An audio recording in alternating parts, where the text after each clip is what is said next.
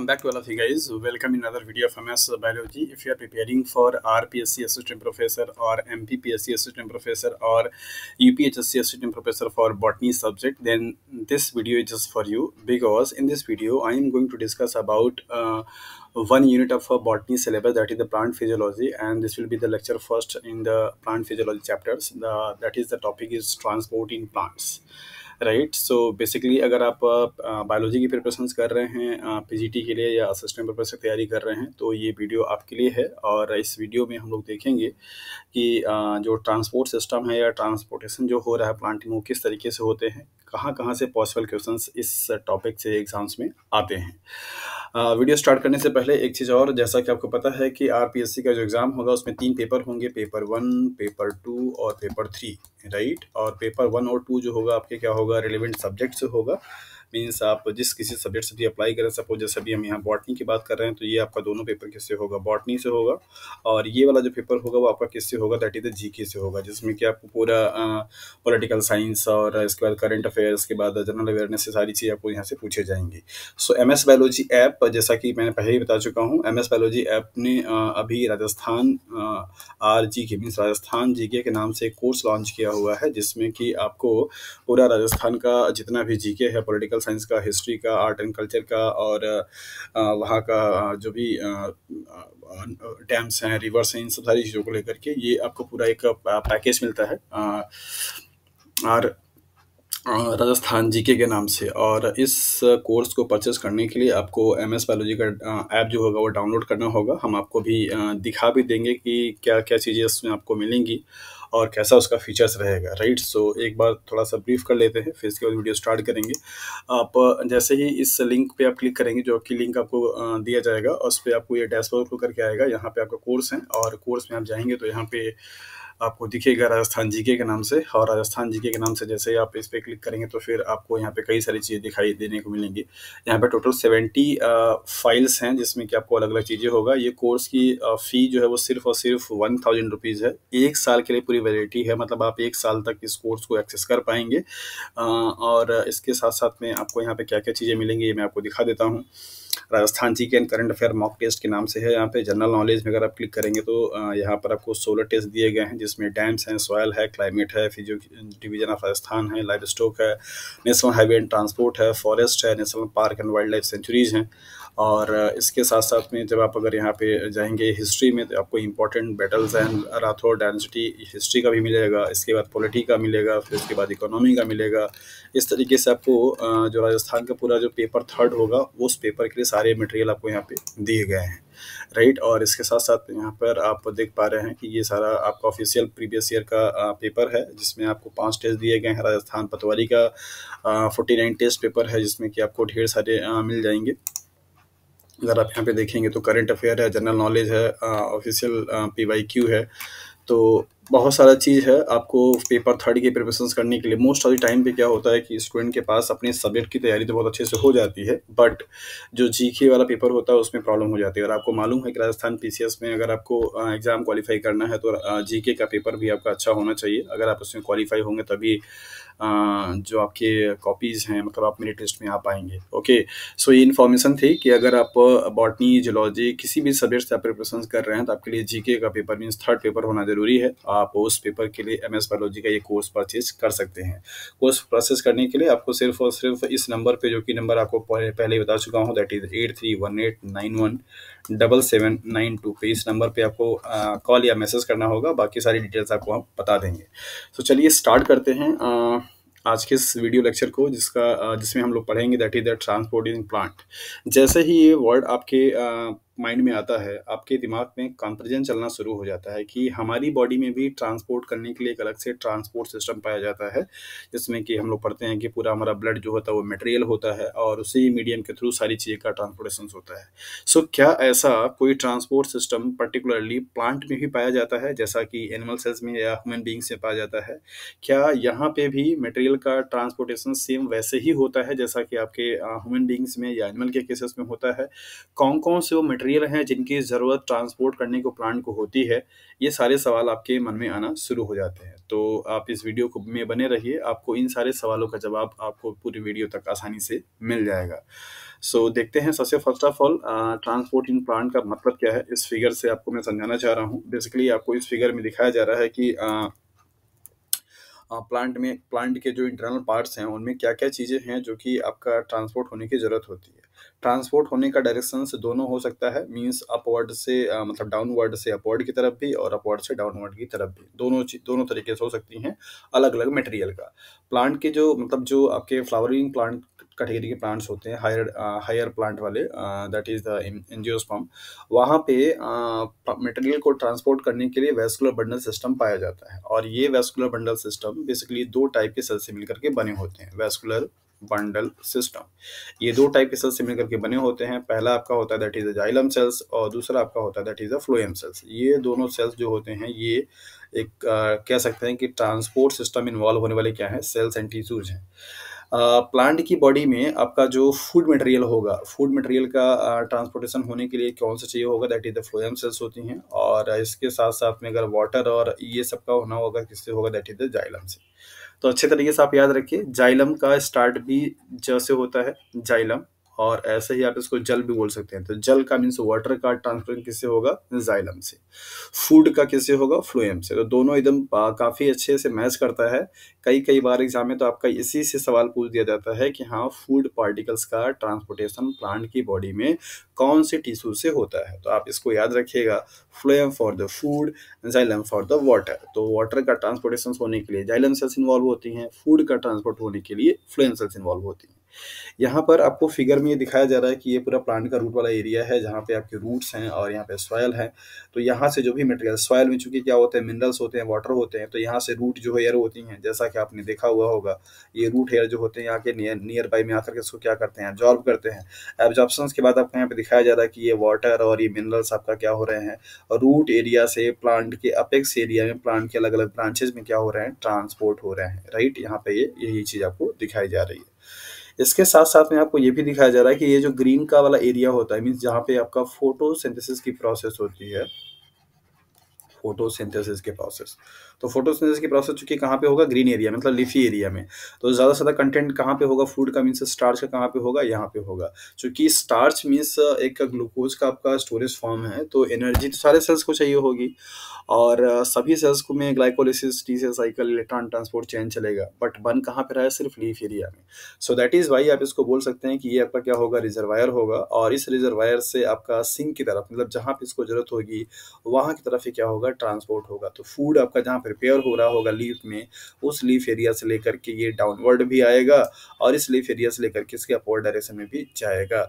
तो जो आपके फूड मटेरियल्स होते हैं, फूड मटेरियल का ट्रांसपोर्टेशन आप कह सकते हैं कि ये बाई डायरेक्शनल होता है, मतलब कि ये दोनों दिशा में चल सकता है, नीचे की तरफ भी मूव करेगा और ऊपर की तरफ भी मूव करेगा। वाटर मॉलिक्यूल जो होते हैं अगर आप देखेंगे तो चूंकि वाटर का जो सोर्स है वो कहाँ से है, रूट से है, तो रूट से हमेशा कहाँ पे जाएगा, टॉप की तरफ जाएगा। मतलब ये बोल सकते हैं कि ये आपका यूनिडायरेक्शनल होता है। तो एग्जाम में सवाल आपसे यही पूछ दिया जाता है कि प्लांट के केस में फूड ही बोलेगा या स्टार्च बोलेगा, स्टार्च का जो ट्रांसपोर्टेशन होता है वो कौन सा डायरेक्शन होता है, दैट इज यूनी डायरेक्शनल होता है, बाई डायरेक्शनल होता है, या नॉन डायरेक्शनल होता है, या मल्टी डायरेक्शनल होता है। इस तरीके से सवाल आपको दिए जाते हैं, तो आप ध्यान दीजिए, उसको समझिए, आपको याद करने की जरूरत नहीं है। फूड चूंकि कहाँ पे बन रहा है, लीफ एरिया में बन रहा है। लीफ एरिया से चूंकि फूड आपका प्रिपेयर हो रहा है, तो ये लीफ के बाहर, मतलब लीफ के बाद आपका ये नीचे वाला पोर्शन भी आता है और ऊपर वाला ही पोर्शन जाता है। जहाँ कहीं पे भी फूड नहीं बना पा रहा है, प्लांट लाइक स्टेम का जो पार्ट है, सब जगह तो लीफ है नहीं, जहाँ कहीं पे लीफ होगा वहाँ पे आपका क्या होगा, फूड बनेगा। बाकी सारी एरिया में ट्रांसपोर्टेशन के थ्रू क्या होगा, आपका उसे पहुंचाया जाएगा, ताकि एनर्जी की जरूरत सारे सेल्स को होती है। सिमिलरली जो आपके वाटर होते हैं, वाटर एब्जॉर्ब कहाँ से होगा, आपका यहाँ से सॉयल से, और ये वाटर जो कि यहाँ से एब्जॉर्ब हो रहा है, तो ये हमेशा क्या करेगा, अपवर्ड डायरेक्शंस में मूव करेगा। तो ये जो आपको यहाँ पे चीज़ें दिखाई दे रही है, देखिए यहाँ पे लिख रखा है कि xylem tissues carry water and dissolve minerals up from the roots. Xylem किसके लिए हो गया? वाटर के लिए। जैसा कि मैंने आपको बताया था हिंदी में, दैट इज द जल। जल के लिए कौन से रिस्पॉन्सिबल होगी? Xylem cells. और चूंकि ये मिनरल्स वाटर में डिजॉल्व होते हैं, तो मिनरल्स एंड वाटर का ट्रांसपोर्टेशन रूट से होकर के अपवर्ड डायरेक्शन में जाएगा, किसके through? That is the xylem tissues के थ्रू। और यहाँ पर आपको दिखाया जा रहा है कि phloem tissues carry food down from the leaf. ये फ्लोएम सेल्स है, जिससे कि आपका किसका होगा? दैट इज द फूड का होगा। और कहाँ से फूड आपका प्रिपेयर कहाँ पे होगा? लीफ में। और लीफ एरिया से आपका क्या होगा? इधर की तरफ आएगा। और यहाँ पे भी आप देखिए, phloem food carry up from the leaf, तो ये अपवर्ड डायरेक्शन में भी हो रहा है और डाउनवर्ड डायरेक्शन में हो रहा है। तो ऐसे डायरेक्शंस वाले ट्रांसपोर्टेशंस को आप बोलते हैं बाई डायरेक्शनल ट्रांसपोर्टेशन। सो आपको कंक्लूजन क्या निकल कर के आया कि जो फूड होंगे उनका ट्रांसपोर्टेशन कैसा होगा? By directional. जबकि जो आपके वाटर एंड मिनरल्स होंगे वो क्या होंगे? That is the unidirectional होंगे। तो यूनी डायरेक्शन में क्या लिखेंगे आप? दैट इज द वाटर लिखेंगे एंड मिनरल्स लिखेंगे, राइट। ये दो इंपॉर्टेंट चीजें आपको निकल करके यहाँ पर आई है। प्लांट में ट्रांसपोर्टेशन करने के लिए टिश्यूज कौन कौन से हैं? Vascular bundle. वैस्कुलर बंडल में कौन कौन से टिश्यूज हैं? Xylem and phloem. ये कॉम्प्लेक्स टाइप के टिश्यूज हैं। जाइलम एंड फ्लोएम क्या है? ये ट्रांसपोर्ट में इन्वॉल्व होने वाले टिश्यूज होते हैं। जाइलम से किसका होगा? वाटर का होगा। फ्लोएम से किसका होगा? फूड का होगा।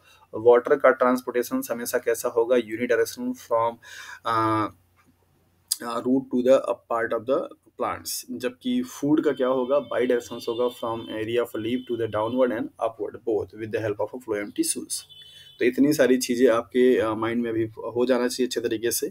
सवाल यहाँ पर आता है कि ट्रांसपोर्टेशंस होने की ज़रूरत क्यों है? सो सिंपल सी बात है कि ट्रांसपोर्टेशंस की ज़रूरत तब होती है, जैसे सपोज कीजिए अगर हम अपनी बात अगर करें तो हमें जो चीज़ जिस चीज़ की ज़रूरत है, सपोज कीजिए कि आपको पहनने के लिए कपड़े की ज़रूरत है, तो कपड़ा आपके घर पे तो बन नहीं रहा है, तो कपड़े की फैक्ट्री जहाँ कहीं पे होगी, वहाँ से बनने के बाद वो किसी ट्रांसपोर्ट सिस्टम से, जैसे ट्रक से, बस से, रेल से, किसी भी तरीके से क्या क्या शिप किया जाता है, राइट। तो ऐसे ही प्लांट की बॉडी में सारे पार्ट में वो चीज़ों का बनना नहीं होता है, मतलब वाटर का या फूड का जो जो कह सकते हैं स्टोरेज हाउस है या जो आपका पूरा रिजर्वायर है, वो सब जगह पर नहीं होता है। रिजर्वायर से सिंक की तरफ मूव करने की जरूरत होती है, क्योंकि सारे सेल्स को रिक्वायर्ड होती है water and food. That is why transportation की यहाँ पे जरूरत होती है। सो आपने देखा कि ट्रांसपोर्ट सिस्टम कैसा होता है प्लांट में। नाउ देखेंगे हम लोग मूव की कौन कौन से वो मटेरियल है जो कि ट्रांसपोर्ट हो सकते हैं। यहाँ पर आपको कुछ स्टेटमेंट लिखे गए हैं, आप उनको अच्छे तरीके से पढ़िए। देखिए यहाँ पे दिखा हुआ है कि ट्रांसपोर्ट इन प्लांट्स क्या क्या है। Substances that need to be transports are, कौन कौन से वो सब्सटेंसेस हैं जिनकी ज़रूरत है ट्रांसपोर्ट होने की। दैट इज़ द वाटर है, मिनरल्स है, न्यूट्रिएंट्स हैं, ऑर्गेनिक न्यूट्रिएंट्स हैं, प्लांट ग्रोथ रेगुलेटर्स हैं, हार्मोन्स हैं, एट्सेट्रा। इतने सारे मटेरियल का ट्रांसपोर्ट होने की ज़रूरत होती है, क्योंकि इनका बनना एक स्पेसिफिक पार्ट में हो पाता है। तो पहला सवाल तो आपको यही से आ जाता है कि इनमें से कौन सा मटेरियल या कौन सा मॉलिक्यूल ट्रांसपोर्ट नहीं हो सकता है या हो सकता है। तो आप याद रखिएगा, water, mineral, nutrient, organic nutrient, plant growth, hormones, etcetera. The small distance transport means transport with the cells within the cells or across the membrane of the from one cell to another cells by in a tissue by the diffusion। Transport जो होता है वो basically दो तरीके का, एक तो आपका होगा कि शॉर्ट डिस्टेंस का, मतलब कि स्मॉल डिस्टेंस का, और एक होगा लॉन्ग डिस्टेंस का। तो शॉर्ट डिस्टेंस का मतलब ये होता है, सपोज कि ये टिश्यू, ये सेल्स है, ये सेल्स है, तो एक सेल से मटेरियल निकल करके यहाँ पे आ जाए, इस तरीके का बता रहा है आपको, मेम्ब्रेन से मेम्ब्रेन क्रॉस होने के लिए, या विद इन द सेल्स ही हो जाए तो भी, मतलब विद इन द सेल्स या बिटवीन द सेल्स, दोनों तरीके का अगर ट्रांसपोर्टेशन होगा, और उसे आप बोलते हैं that is the short means small distance transport system. और ये होगा किससे? That is the diffusion process से। जबकि डिफ्यूजन प्रोसेस होगा, फैसिलिटेटेड डिफ्यूजन से होगा, एंड बाई एक्टिव ट्रांसपोर्ट। ये तीनों तरीके से आपका हो सकता है। कौन सा? That is a short distance transport. अगर लॉन्गर डिस्टेंस की बात अगर हम लोग करें तो यहाँ पे काफ़ी दूर तक, जैसे सपोज मैंने आपको बताया था कि रूट से लेकर के आपका पूरा प्लांट के ऊपर तक जाना होगा, तो ऐसे सिस्टम के लिए यहाँ पे वैस्कुलर बंडल सिस्टम की रिक्वायरमेंट होती है, और इस प्रोसेस को ट्रांसलोकेशंस का नाम से जाना जाता है। सो मटेरियल एक पार्ट बॉडी के प्लांट के पार्ट से दूसरे प्लांट के पार्ट में जाने के लिए वैस्कुलर बंडल सिस्टम की रिक्वायरमेंट होती है। आप समझ सकते हैं कि जिस तरीके से हमारी बॉडी में ट्रांसपोर्ट सिस्टम होता है, वैसे ही ये वैस्कुलर बंडल ट्रांसपोर्ट सिस्टम का क्या करता है? काम करता है। यही वो पार्ट है जो कि आपका ट्रांसपोर्टेशन में हेल्प करेगा। ओके, सो देखते हैं यहाँ पे इन दोनों पॉइंट से आपको क्या कंक्लूजन निकल कर के आया कि जो कौन-कौन से वो मटेरियल हैं जिनका कि ट्रांसपोर्टेशन हो सकता है और किस तरीके से हो सकता है और कितने 2 टाइप का होगा, that is small and longer distance. यहाँ पे नेक्स्ट आपको दिखाया जा रहा है डायरेक्शंस ऑफ ट्रांसपोर्ट कि किस तरीके से आपका ट्रांसपोर्ट होता है, उसका डायरेक्शंस क्या होगा। तो यहाँ पे दिखा गया है कि in rooted plant transport in xylem that is the water and minerals का इज़ यूनिडायरेक्शनल, जो कि आपको पहले ही बताया। ये वाटर मॉलिक्यूल का और मिनरल का क्या होगा, यूनिडायरेक्शनल होगा। कहाँ से, रूट टू स्टेम, मतलब कि नीचे से ऊपर की तरफ, ये यूनिडायरेक्शनल होगा। जबकि जो ऑर्गेनिक मटेरियल्स होंगे लाइक जैसे स्टार्च है, ग्लूकोज है और जो भी चीज़ है और मिनरल न्यूट्रिएंट हैं जो कि मल्टी डायरेक्शंस के लिए क्या करते हैं, ट्रांसपोर्ट होते हैं, मतलब उनका डायरेक्शंस जो है वो अप एंड डाउन दोनों हो सकता है, राइट। सो नेक्स्ट है यहाँ पे टाइप्स ऑफ ट्रांसपोर्ट। तो नंबर पहला है transport in plant is of two types. First that is a short distance transport, जैसा कि मैंने आपको बताया। दूसरा है आपका लॉन्ग डिस्टेंस ट्रांसपोर्ट। तो शॉर्ट डिस्टेंस ट्रांसपोर्ट का मतलब क्या हो जाता है, if transports occur within the cells और from one cells to another cells then it is considered as short distance transport. अगर ट्रांसपोर्टेशंस का जो मतलब है वो सिर्फ ये बताया जा रहा है कि सपोज यहाँ पे कोई मटेरियल बना और इसी सेल्स में जाकर के यहाँ पे पहुंच गया, या यहाँ से मटेरियल निकल करके सेल मेम्ब्रेन के क्रॉस होकर के यहाँ पे पहुंच गया नियर बाई सेल्स में। ये मान लीजिए आपका सेल्स ए है, दूसरा आपका सेल्स बी है, दोनों नियर बाई में है, तो यहाँ से मटेरियल का निकल करके यहाँ पे जाने की प्रोसेस को आप शॉर्ट डिस्टेंस ट्रांसपोर्ट सिस्टम के नाम से जानते हैं। और ऐसा होगा किसके, that is the passive transport और एक्टिव ट्रांसपोर्ट। पैसिव में आपका आ जाएगा सिंपल डिफ्यूजन और फैसिलिटेटेड डिफ्यूजन, दोनों आ जाते हैं। तो ये 3 तरीके हैं, सिंपल डिफ्यूजन, फैसिलिटेटेड डिफ्यूजन और एक्टिव ट्रांसपोर्ट। इनसे शॉर्ट डिस्टेंस ट्रांसपोर्ट होता है। ये बड़ा ही इंपॉर्टेंट पॉइंट है, सवाल आपसे पूछा जाता है कि which of the following method would be followed by plant to transport a material from one cells to another cells nearby cells। तो आपको वहाँ पे ध्यान देना होगा कि ये शॉर्ट डिस्टेंस के बारे में बात कर रहा है। अगला सवाल है मतलब अगला जो आपका टॉपिक है that is the passive transport. तो आपको अच्छी तरीके से पता है कि पैसिव का मतलब क्या होता है। ऐसा transport if transports occur according to the concentration gradient that is the high concentration to the low concentration without expenditure of ATP. किसी भी मॉलिक्यूल्स का अगर उनके हायर कंसंट्रेशन, सपोज ये कंपार्टमेंट है, यहाँ पे ढेर सारे ऐसे मॉलिक्यूल हैं और यहाँ पे कम है, तो ऑटोमेटिकली यहाँ से इधर की तरफ अगर आपका मॉलिक्यूल अगर यहाँ पे मूव हो रहा है तो ऐसे ट्रांसपोर्ट को हम पैसिव ट्रांसपोर्ट बोलते हैं। यहाँ पे कोई भी एटीपी का खर्च नहीं होता है, राइट। और पैसिव ट्रांसपोर्ट के टाइप्स हैं सिंपल डिफ्यूजन और फैसिलिटेटेड डिफ्यूजन। सिंपल डिफ्यूजन और फैसिलिटेटेड डिफ्यूजन में सिंपल सा डिफरेंस यही है, यहाँ पे कोई भी कैरियर प्रोटीन की रिक्वायरमेंट नहीं होती, यहाँ पे कोई कैरियर प्रोटीन की रिक्वायरमेंट होती है, जबकि ऐसा यहाँ पे नहीं होता। तो कंसेप्ट वही रहेगा, higher concentration to lower concentration without ATP and expenditure, but यहाँ पे विदाउट कैरियर प्रोटीन होगा, यहाँ पे कैरियर प्रोटीन होगा। मीन ये स्पेसिफिक टाइप का क्या होता है, सिंपल डिफ्यूजन होता है। स्पेसिफिक काइंड के मॉलिक्यूल्स यहाँ से ट्रांसपोर्ट हो पाते हैं। तो सिंपल डिफ्यूजन का मतलब क्या है, the movement of a molecules और एटम्स और ion of a materials from an area of higher concentration to an area of their lower concentration. किसी भी मॉलिक्यूल्स का, किसी भी एटम्स का, किसी भी मटेरियल्स का उसके हाई कंसंट्रेशन से लोअर कंसंट्रेशन की तरफ डिफ्यूज करना without any protein, without any specific channel is known as the simple diffusion. और इसके फीचर्स क्या क्या होंगे। नंबर पहला, diffusions is continue till the dynamic equilibrium is not establish. जैसा इसका मतलब ये हुआ कि सपोज कीजिए आपके 2 कंपार्टमेंट हैं और यहाँ पे कई सारे मॉलिक्यूल आपके भरे पड़े हुए हैं जबकि इधर नहीं है, तो ये डिफ्यूजन तब तक आपका होता रहेगा जब तक कि इधर भी मटेरियल का कंसंट्रेशन बराबर बराबर ना हो जाए। इक्विलिब्रियम कंडीशंस पर आ जाने पर नेट जो मोमेंट होगा वो क्या हो जाएगा, 0 हो जाएगा। ये सवाल भी कई कई आपसे पूछा जाता है, net moment is equal to 0 कब, जब आपका क्या होगा, इक्विलिब्रियम का कंडीशन रहेगा। मतलब वहाँ पे डिफ्यूजन तो हो रहा होगा लेकिन जितना मॉलिक्यूल यहाँ से यहाँ हो रहा होगा उतने मॉलिक्यूल यहाँ से यहाँ भी हो रहे होंगे। दैट इज वाई कोई भी कंसंट्रेशन में चेंजेस नहीं आता है, तो इस चीज को ध्यान दीजिएगा। डिफ्यूजन इज स्लो प्रोसेस, आराम आराम से होगा, बहुत तेज प्रोसेस नहीं होती है, स्पॉन्टेनियस चलती है चूंकि। और diffusion is obvious in a gas and liquid but diffusion in a solid is more likely rather than of a solid. आपसे बताया जा रहा है कि डिफ्यूजन की जो प्रोसेस होती है उनका एग्जांपल्स आप लिक्विड में, गैसियस में बहुत आसानी से देखते हैं। या बचपन में आपको पढ़ाया जा चुका है कि हाँ, गैसियस मॉलिक्यूल का जो हायर कंसंट्रेशन से लोअर कंसंट्रेशन तरफ मूवमेंट होता है वो आपका किसका एग्जांपल है, दैट इज द डिफ्यूजन का। जैसे अगर घर में सुबह मम्मी पापा लोग पूजा करते हैं तो अगरबत्ती जलाई जाती है तो उसकी खुशबू धीरे धीरे धीरे धीरे पूरे बिल्डिंग में क्या होती है, फैल जाती है। It's a kind of a diffusion of a gaseous molecule. Liquid का भी डिफ्यूजन आपने देखा होगा कई बार, एग्जांपल आप देखते हैं जैसे कोई भी सपोज़ आपने एक ग्लास पानी लिया और उसमें कोई कलर मटेरियल डाल दिया, तो धीरे-धीरे आप देखेंगे कि स्टार्टिंग में वो मटेरियल पूरे पानी में नहीं होता, लेकिन आफ्टर सम टाइम्स पूरा का पूरा पानी क्या होता है, आपका कलरफुल हो जाता है। तो ये लिक्विड का डिफ्यूज़न है। क्या कोई एग्ज़ाम्पल आपके दिमाग में ऐसा आ रहा है जहाँ पे डिफ्यूज़न सॉलिड मटेरियल में होता होगा? सॉलिड में डिफ्यूज़न देखने को बहुत कम मिलता है। याद कीजिए बचपन के टाइम पे जब आपको मास्टर साहब ऐसे बोर्ड पे लिख कर के चॉक से चले जाते थे, और अगर ये चॉक का लिखा हुआ कोई भी मटेरियल आप उसको 1 हफ्ते तक उसको रफ़ मत कीजिए। उसके बाद अगर आप रफ़ करेंगे ना, तो ये रफ़ जब आप करेंगे तो यहाँ पे दिखेगा कि ये सही से साफ़ नहीं होगा। यहाँ पे फिर भी चॉक का जो निशान है वो बना रह जाता है। ऐसा जानते हैं क्यों? It's a simple called off diffusion. ये सिर्फ़ और सिर्फ़ सॉलिड पार्टिकल का डिफ्यूज़न होता है, जिसकी वजह से सपोज़ जैसे गर्मी की छुट्टी वाली क्लास जब होती है, जैसे मान लीजिए कि आपका मई में स्कूल बंद हो रहा है और उस टाइम पे जो मास्टर साहब लिख कर यहाँ पे चले गए, जब आप जुलाई में होकर के आते हैं, आप उसको रफ़ करते हैं, साफ़ करते हैं, तो साफ़ सही से नहीं होता। ये एग्ज़ाम्पल किसका है? That is the diffusion in solid. तो चॉक पार्टिकल का जो आपके ब्लैक बोर्ड होती है या ग्रीन बोर्ड के जो पोर्स होते हैं, उन पोर्स में धीरे-धीरे क्या होता है? डिफ्यूज़न हो जाता है, जिसकी वजह से अब वो सही तरीके से साफ़ नहीं होता है, राइट? तो यही आपको बताया जा रहा है कि सॉलिड में डिफ्यूज़न आपको कम दिखाई देता है, जबकि लिक्विड और गैसेज़ में ज़्यादा देखने को आपको मिलते हैं। और diffusion can occur in both manners, without any membrane और थ्रू द मेम्ब्रेन्स। दोनों तरीके से हो सकता है, विदाउट मेम्ब्रेन भी हो सकता है, विद मेम्ब्रेन्स भी हो सकता है, ऐसा कोई प्रॉब्लम नहीं है।